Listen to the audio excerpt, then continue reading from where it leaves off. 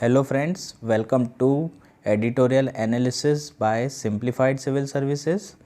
हम लोग एडिटोरियल जो हिंदू और लाइव मिंट और इंडियन एक्सप्रेस में आए हुए हैं जो इम्पॉर्टेंट हैं आज के, उनका एनालिसिस करेंगे। बेसिकली हम देखते हैं तो state lax response to lynching, bitter truth in Maharashtra sugar fields, stabilize prices, और उससे रिलेटेड कुछ क्वेश्चंस हैं जो प्रीवियस ईयर में आए थे, उस पर बात करेंगे। और वर्ल्ड कॉइन, ठीक है, ये हमारे आज के आर्टिकल होंगे।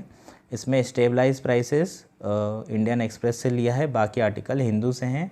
आज लाइव मिंट में कोई इंपॉर्टेंट आर्टिकल था नहीं तो हमने उसे कवर नहीं किया है, ठीक है। पहला हमारा आर्टिकल है state lax response to lynching, ठीक है। तो state lax response to lynching में क्या हुआ है, क्यों न्यूज़ में है, पहले तो हम वो जान लेते हैं। तो सुप्रीम कोर्ट ने जवाब मांगा है सेंटर से, सेंटर गवर्नमेंट और 6 स्टेट से, जो रिसेंटली मॉब लिंचिंग के केसेस हैं वो राइज़ हुए हैं। तो एक पेटिशन फाइल की गई है जो कि national federation of Indian women ने फाइल की है, जो कि गवर्नमेंट के इन एक्शन को क्वेश्चन कर रहे हैं।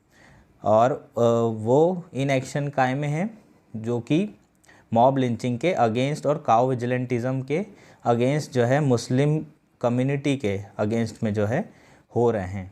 तो लास्ट 5 इयर्स में जो भी मॉब लिंचिंग के केसेस बढ़ रहे हैं उसमें गवर्नमेंट ने कुछ ज़्यादा किया नहीं है।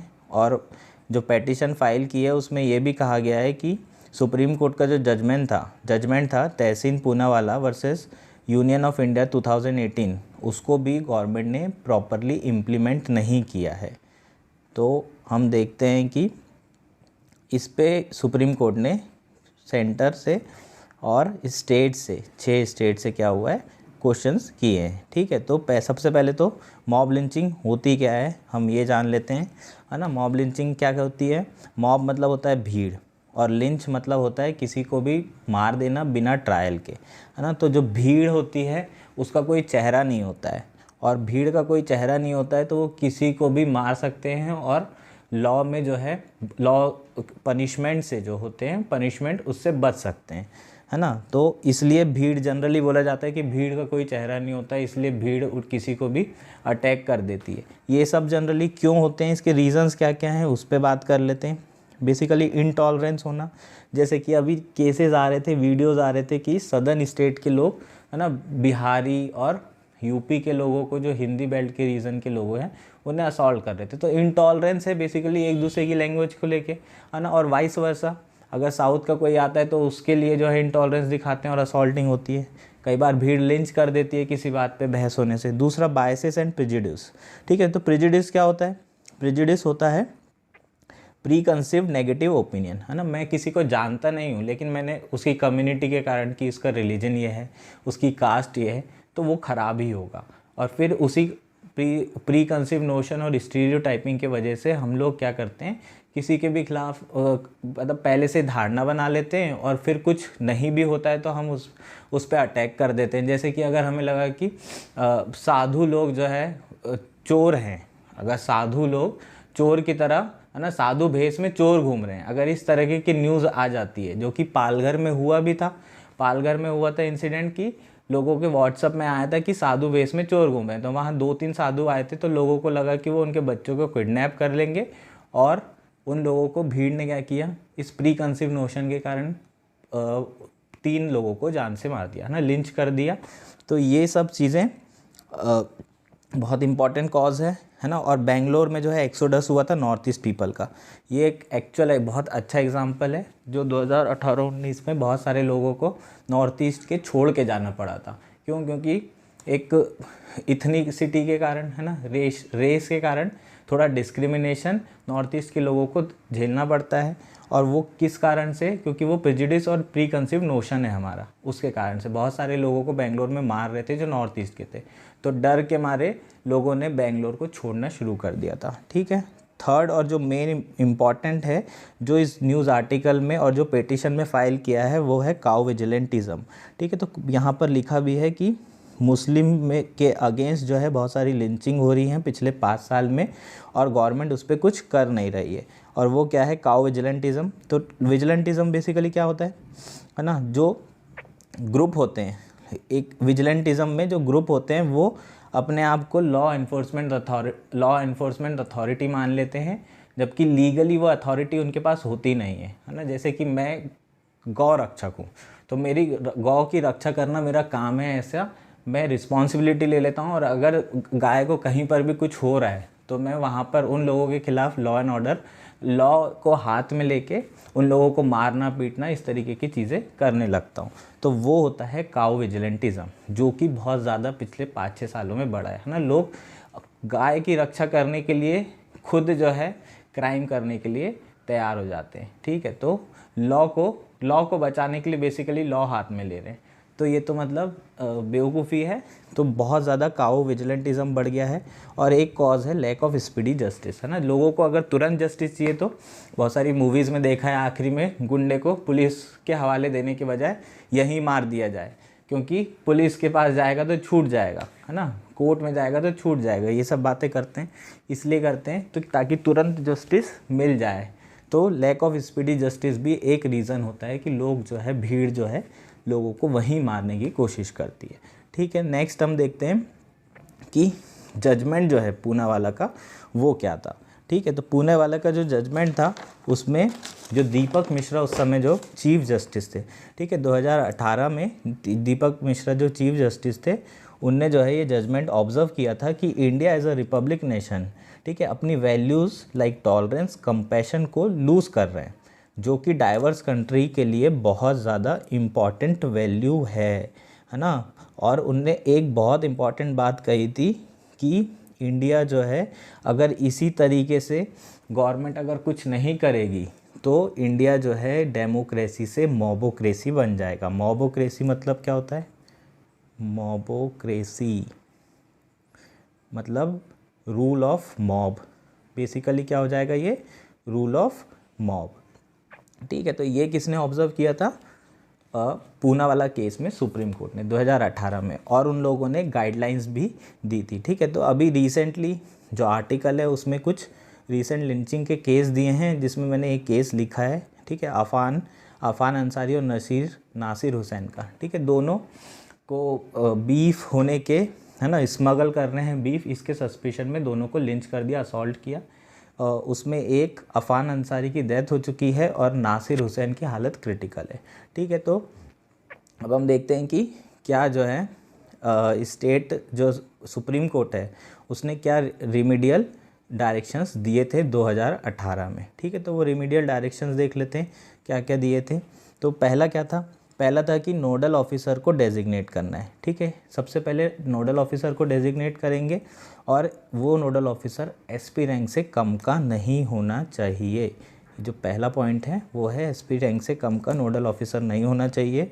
उसका काम क्या रहेगा? उसका काम रहेगा कि प्रिवेंटिव मेजर्स लेना, है ना, ताकि जो प्रेजुडिस मोटिवेटेड क्राइम्स है, हेट क्राइम्स है, मॉब लिंचिंग जैसे, इसको रोका जा सके, ठीक है। नेक्स्ट क्या है? नेक्स्ट है इमीडिएट लॉजिंग ऑफ एफआईआर। अगर कोई भी ऐसा इंसिडेंट हो रहा है तो पुलिस जो है, बहुत केसेस होते हैं कि ध्यान नहीं देती, नेग्लिजेंस रखती है इन सब चीज़ों में, है ना। पॉलिटिकल इंटरफेरेंस भी होता है बहुत बार, आपने देखा होगा। तो उन सब चीज़ों में तुरंत जो है एफआईआर करना ज़रूरी है, ठीक है। और इसमें एसएचओ की ड्यूटी रहेगी कि तुरंत जो है एफआईआर करेंगे, है ना, ये लिखा हुआ है एसएचओ की ड्यूटी। और जो फैमिलीज़ होगी जो विक्टिम की, है ना, उनको हरासमेंट होने से बचाने की कोशिश की जाएगी। तुरंत के तुरंत ये दो चीज़ें स्टेप लेने की ज़रूरत है। और सुप्रीम कोर्ट ने क्या कहा है, ठीक है, वो देख लेते हैं अपन। थर्ड है कि इन्वेस्टमेंट और चार्जशीट दोनों ही जो है तुरंत जो ड्यू स्टिपुलेटेड टाइम है ना, उसमें की जाएगी। जो स्टिपुलेटेड पीरियड लॉ में दिया हुआ है उसमें आप क्या करेंगे? जो थर्ड पॉइंट है वो है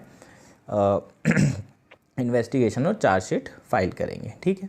और इनको मॉनिटर कौन करेगा? इनको पर्सनली मॉनिटर करेगा नोडल ऑफिसर, ठीक। उसके बाद फोर्थ पॉइंट जो बहुत इम्पॉर्टेंट है वो है कि एक स्कीम की जो है ज़रूरत है, कंपनसेशन स्कीम होना चाहिए, ताकि विक्टिम और उसकी फैमिली को ना तुरंत कंपनसेशन दिया जा सके।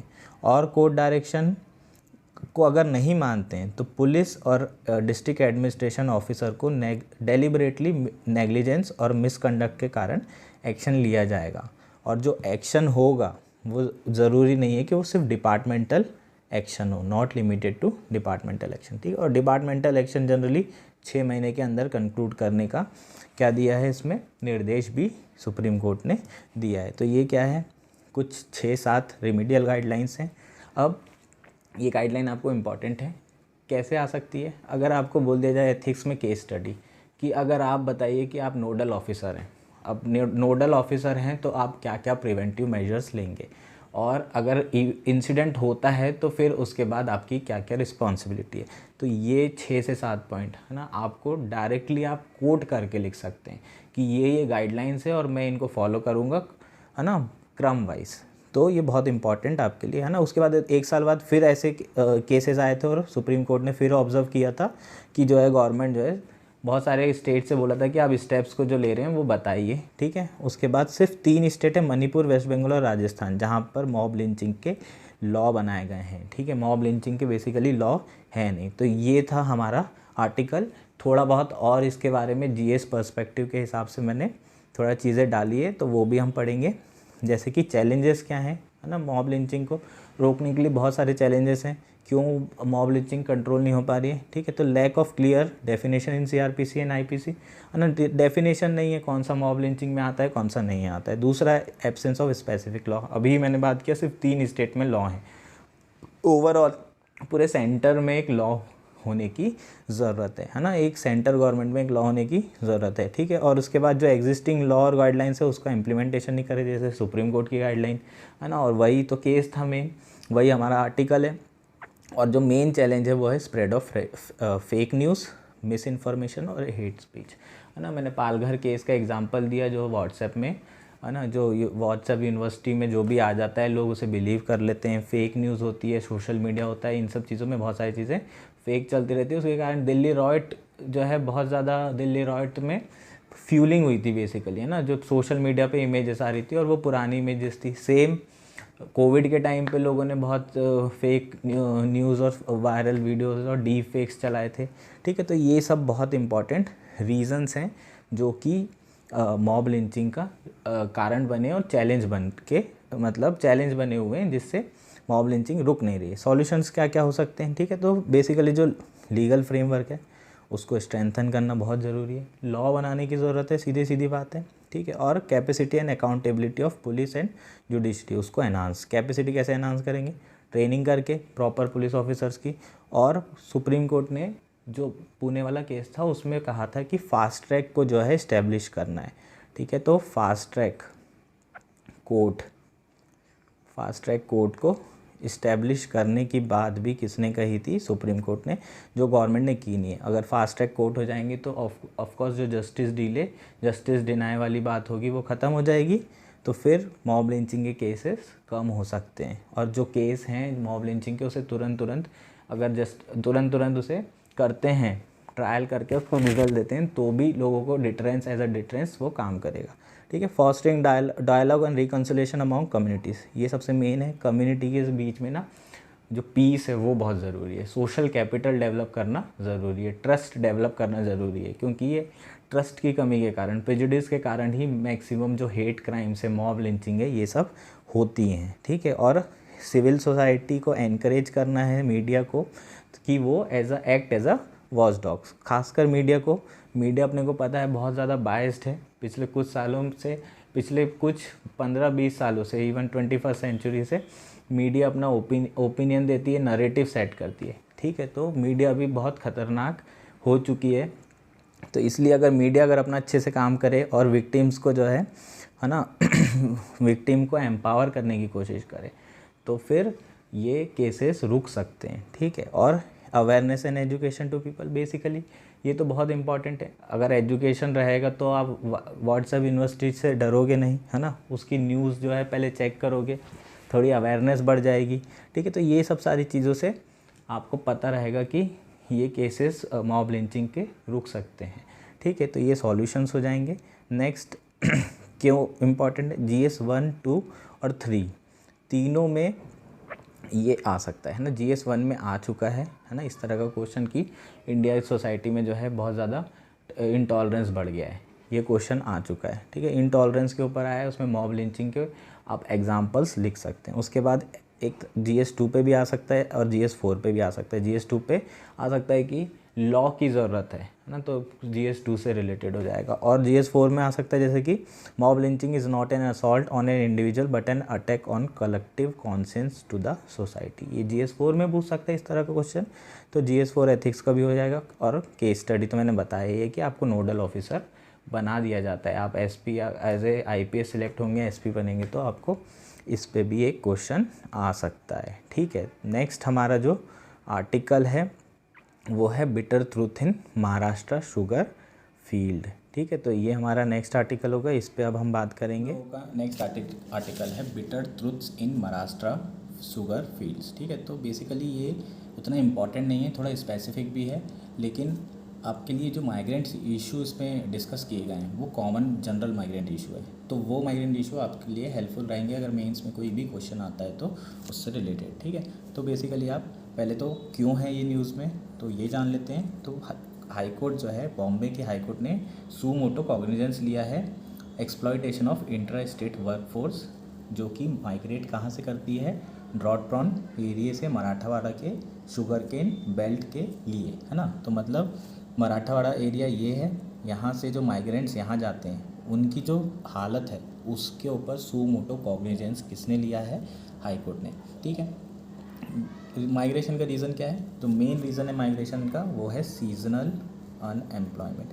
ठीक है, सीजनल अनएम्प्लॉयमेंट जनरली एग्रीकल्चर में होता है, सीज़न के लिए एम्प्लॉयमेंट होता है ना, खेती की है उसके बाद फिर क्या करें तो अनएम्प्लॉयड हो जाते हैं। ठीक है, लेकिन अगर खेती अच्छी है तो लोग काम ज़रूरी नहीं है करें, और मनरेगा रहती है तो वहाँ पर काम कर लेते हैं। ठीक है, और एक डिस्गाइज अनएम्प्लॉयमेंट भी होता है जो कि एग्रीकल्चर में होता है, वो क्या होता है आप कमेंट में बता सकते हैं। ठीक, तो अपन देखेंगे कि कौन कौन से डिस्ट्रिक्ट हैं, जैसे भीड़, उस्मानाबाद, लातूर, नांदेड़ और परभानी, ये सब डिस्ट्रिक्ट कहाँ के हैं, ये सब मराठवाड़ा डिवीज़न है। ठीक है, यहाँ से लोग कहाँ जाते हैं, कोल्हापुर, सतना, सांगली, अहमदनगर। ठीक है, ये सब रीजन क्या है, शुगर केन फैक्ट्री वाले रीजन है। यहाँ पर जाके लोग क्या करते हैं, जॉब करते हैं, है ना। तो बेसिकली यहाँ पर जाने का रीज़न क्या है, रबी के बाद जो है ना, वो क्या होता है, टेम्पररी अनएम्प्लॉयड हो जाते हैं। एक तो ड्रॉट प्रोन रीजन है, तो क्या होता है, ड्रॉट प्रोन रीजन होने के कारण रिपीटेडली क्रॉप फेलियर्स बहुत होते हैं यहाँ पर, और उसके कारण डेट में आ जाते हैं, ऋणी हो जाते हैं, तो फिर ऋण को चुकाने के लिए इन्हें नौकरी करनी पड़ती है। अब ऐसी हालत में अगर जाएंगे तो इनका एक्सप्लॉयटेशन तो होना ही होना है ना, तो इनका एक्सप्लॉयटेशन बहुत होता है, और वो जो होता है उसी को जो है एड्रेस करने के लिए हाई कोर्ट ने सू मोटो कॉग्निजेंस लिया है। ठीक है, तो क्या क्या होता है बेसिकली उसके बारे में ये आर्टिकल है। ठीक, तो पहला होता है इसमें मुकद्दम सिस्टम, है ना। मुकद्दम कौन होता है, जो लेबर कॉन्ट्रैक्टर होते हैं, मुकद्दम होते हैं जो लेबर कॉन्ट्रैक्टर क्या करते हैं, इन्हें रिक्रूट कर लेते हैं और फिर इन्हें सप्लाई करते हैं। एडवांस पे कौन कर देता है, शुगर फैक्ट्री। ठीक है, एडवांस पे कर देती है। तो मुकद्दम सिस्टम क्या इंश्योर करता है, लार्ज सप्लाई ऑफ लेबर, दूसरा cheap labour, temporary labour and efficient workforce. ठीक है, लेकिन क्योंकि माइग्रेंट्स जो है मुकद्दम पे डिपेंड करते हैं, तो क्या होगा, कॉन्ट्रैक्टर जो है माइग्रेंट्स को कंट्रोल करेंगे, है ना। लेबर्स जो लॉ हैं वो वायलेट करेंगे। सोशल सिक्योरिटी का तो सवाल ही नहीं है, और वेजेस जो मिलेगी वो भी बहुत ज़्यादा कम होगी। ठीक है, तो ये सब सारी प्रॉब्लम आती है इसके साथ, मुकद्दम सिस्टम के साथ। समझ में आ रहा है क्या। तो इसको डील करने के लिए स्टेट गवर्नमेंट को इंटरवीन करने की ज़रूरत है। ठीक है, अदर इश्यूज़ क्या क्या हैं, अदर इशू है सबसे पहले जो अदर वनरेबल पॉपुलेशन है वो है ना, माइग्रेंट्स में वुमेन जो सबसे ज़्यादा हरास होती हैं, है ना। तो अगर वर्क फोर्स में देखा जाए तो वर्क फोर्स में सबसे बड़ा इशू क्या है उनके साथ, सेक्सुअल हरासमेंट का। ठीक है, तो वर्क फोर्स में उनके साथ क्या होता है, देखो सेक्सुअल हरासमेंट का ना, और कौन कौन जो मुकद्दम है वो भी करते हैं, और जो मेल वर्कर्स हैं वो भी उनके साथ सेक्सुअल हरासमेंट के केसेस बहुत सारे आते हैं। ठीक है, और स्टेट को क्या करना चाहिए, इनकी जो प्लाइट है उनको डील करने के लिए, सॉल्व करने के लिए जो है काम करने की ज़रूरत है ना। तो बेसिकली क्या क्या होता है, जब हार्वेस्टिंग होती है तो 40 से 50 किलो के जो बंडल होते हैं केन के, वो लोडिंग अनलोडिंग करने का काम, है ना, जिसके कारण इनको मस्कुलो स्केलेटन डिसऑर्डर हो जाता है। बेसिकली मस्कुलो स्केलेटन डिसऑर्डर मतलब जॉइंट और मसल, है ना, स्केलेटन और मसल के बीच में जो पेन होने लगता है। ठीक है, जो जॉइंट पेन होते हैं। ठीक है, ये सब सारी चीज़ें उनके साथ होती है। ठीक है, हाई कोर्ट ने भी ऑब्ज़र्व क्या किया है अभी जो रिसेंटली, उसमें ऑब्ज़र्व किया है कि जो महिलाएं हैं, जो बच्चियां हैं, उनके साथ फोर्स मैरिज हो जाती है माइग्रेंट्स के अंदर, और फिर प्रेगनेंसी अर्ली प्रेगनेंसी होने लगती हैं। अर्ली प्रेगनेंसी होने के साथ साथ इंस्टीट्यूशनल डिलीवरी भी नहीं होती है, ठीक है। उसके साथ ब्रेस्ट फीडिंग फैसिलिटीज़ भी उनको वहाँ पर नहीं मिलती है, जिसके कारण बच्चों को, है ना, जो छोटे बच्चे होते हैं 6 महीने तक के, उनको ट्रबल होता है, ठीक है। और चिल्ड्रन के साथ क्या होता है, उनको स्कूल नहीं प्रोवाइड हो पाती है ना, माइग्रेशन के कारण एक स्कूल से दूसरे स्कूल ट्रांसफ़र करना पड़ता है। तो माइग्रेशन में बच्चों को जो दूसरी जगह जाते हैं वहाँ पर स्कूल प्रोवाइड नहीं होते हैं, उसके कारण बच्चों को लेबर में आना ही पड़ता है ना, फोर्सफुली चाइल्ड लेबर में ज्वाइन होना पड़ता है, ठीक है। तो इसके लिए गवर्नमेंट को क्या करने की ज़रूरत है, इंटरवीन करने की ज़रूरत है ना। तो गवर्नमेंट को इसके बेसिकली इसमें एक और चीज़ दी हुई है, माइग्रेशन ट्रैकिंग सिस्टम, है ना, उसको लगाने की ज़रूरत है। माइग्रेशन ट्रैकिंग सिस्टम मतलब टेक्नोलॉजी को यूज़ करने की ज़रूरत है, ताकि इंटर स्टेट माइग्रेशन को, है ना, उसमें इंक्लूड किया जा सके। और लोग जो माइग्रेंट है, इंट्रा का मतलब है स्टेट के स्टेट में, है ना। इंटर मतलब बिहार से महाराष्ट्र, और इंट्रा मतलब महाराष्ट्र के एक रीजन से दूसरे रीजन। तो इंट्रा स्टेट जो माइग्रेशन है उसमें लोगों को ट्रैक कर सकें, है ना, ताकि एविडेंस बेस्ड पॉलिसी बनाई जा सके और उनके साथ जो भी प्रॉब्लम्स है, वनरेबिलिटीज़ है, उसको सॉल्व किया जा सके, ठीक है। ये मतलब उतना ज़्यादा इंपॉर्टेंट नहीं है, पर ठीक है, अब मतलब बताने लायक था तो मैंने बता दिया, ठीक है। नेक्स्ट आपका क्या है, ये इंडियन एक्सप्रेस में आया है, स्टेबलाइज प्राइसेस, ठीक है।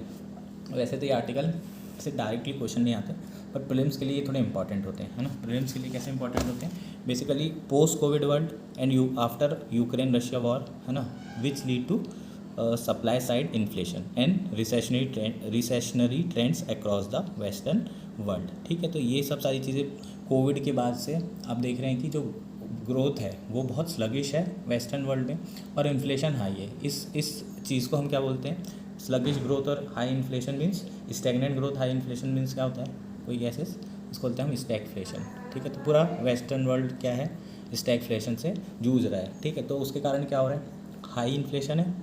हाई इन्फ्लेशन होगा तो ऑब्वियसली क्या करेगी, जो मॉनेटरी पॉलिसी है, जो भी सेंट्रल बैंक होंगे वो क्या करेंगे, वो इंटरेस्ट रेट बढ़ाएंगे ताकि इन्फ्लेशन कम किया जा सके।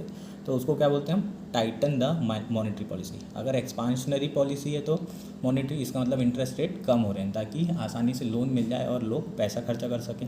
और इंटरेस्ट रेट बढ़ा देने से क्या होता है, टाइट कर देना होता है मॉनेटरी पॉलिसी को। तो इंटरेस्ट रेट बढ़ जाते हैं और लोग, है ना, बढ़े हुए इंटरेस्ट रेट में कैपिटल कॉस्ट बढ़ जाती है, तो लोग क्या नहीं करते हैं, अपना लोन नहीं लेते और एक्सपेंडिचर नहीं होता है, ठीक है। तो बेसिकली यहाँ पर मैंने रिलेशन लिखा है, अगर हाई इन्फ्लेशन है तो मॉनेटरी पॉलिसी क्या करेंगे, हाई इंटरेस्ट रेट हो जाएगा, और हाई इंटरेस्ट रेट होगा तो कैपिटल कॉस्ट बढ़ जाएगी। कैपिटल कॉस्ट बढ़ेगी तो मैं इन्वेस्टमेंट को थोड़े समय के लिए पोस्टपोन कर दूंगा, और फिर इन्वेस्टमेंट कम होगा। इन्वेस्टमेंट कम होगा तो एक्सपेंडिचर कम होगा, एक्सपेंडिचर कम होगा तो मार्केट में मनी कम जाएगा, मनी कम होगा तो ऑब्वियसली जो लोग होंगे उनके पास इनकम कम होगी, और इनकम कम होगी तो ग्रोथ भी कम होगी और एम्प्लॉयमेंट ज़्यादा होगा, लेकिन इन्फ्लेशन कम हो जाएगा। So there is a trade off between inflation and growth, है ना। यहाँ पर क्या हो रहा है कि ग्रोथ कम हो रही है तभी इन्फ्लेशन कम हो रहा है, थोड़ा ट्रेड ऑफ यहाँ पर रहता है अकॉर्डिंग टू कीनशियन, है ना। कीनशियन की अगर इकोनॉमी मॉडल देखा जाए, कीनशियन का जो एनालिसिस है उसके हिसाब से अगर इन्फ्लेशन ज़्यादा होगा तो ग्रोथ भी ज़्यादा होगी, और इन्फ्लेशन कम होगा तो अनएम्प्लॉयमेंट रेट हाई होगा, ठीक है, और ग्रोथ रेट कम होगी। समझ में आया क्या। तो वैसे तो इसमें आर्टिकल में क्या लिखा है कि यूएस ने थोड़ा अच्छा परफॉर्म किया है ना। अनएम्प्लॉयमेंट रेट जो है 3.6 पहुँच गया है, और ग्रोथ भी 2.4 हो रही है, ठीक है। और इनका इन्फ्लेशन 3% पहुँच गया है। लास्ट ईयर कितना था, 9% से कितना हो गया, 3%। यूरोपियन कंट्रीज़ जो है उतना अच्छा नहीं कर पा रही है, और वहाँ पर जो ग्रोथ है अभी भी स्लगिश है।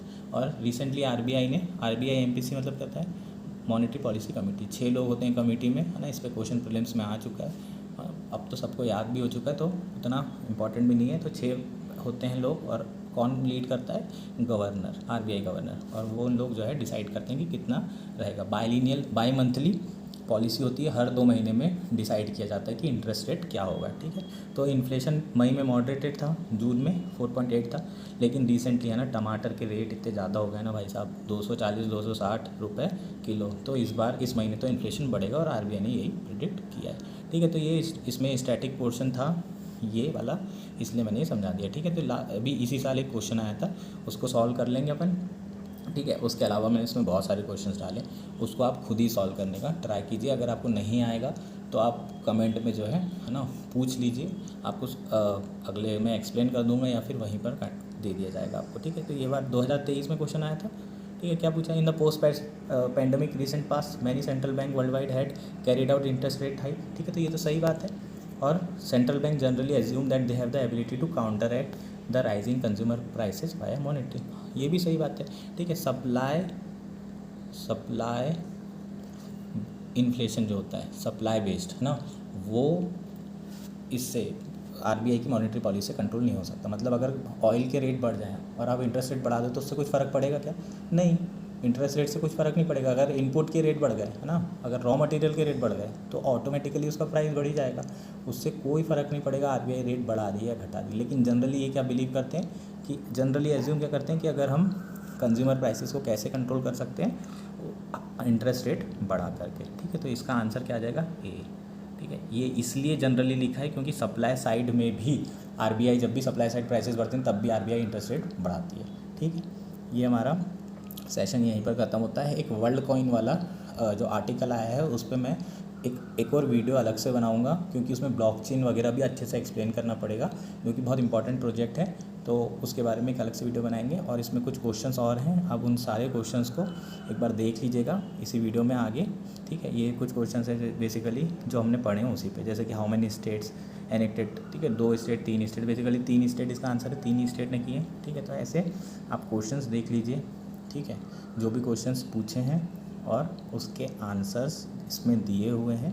क्वेश्चन प्रॉपर बनाए हैं आज ही के आर्टिकल्स पे, और थोड़ा बहुत अलग अलग चीज़ों पे भी होंगे, है ना। एक टेलीग्राम चैनल भी है, उसकी लिंक दी हुई है, उस टेलीग्राम चैनल को आप फॉलो कर लीजिए। आपको डेली के जो भी क्वेश्चंस होंगे आप वहाँ पर सॉल्व कर सकते हैं, है ना। जो भी आपने यहाँ सुना है उसको वहाँ अप्लाई कर सकते हैं, ईजी हो जाएगा आपके लिए, है ना। तो आप ज्वाइन कर लीजिए, ठीक है। Thank you. अब अगला हम कल मिलते हैं। Okay, thank you.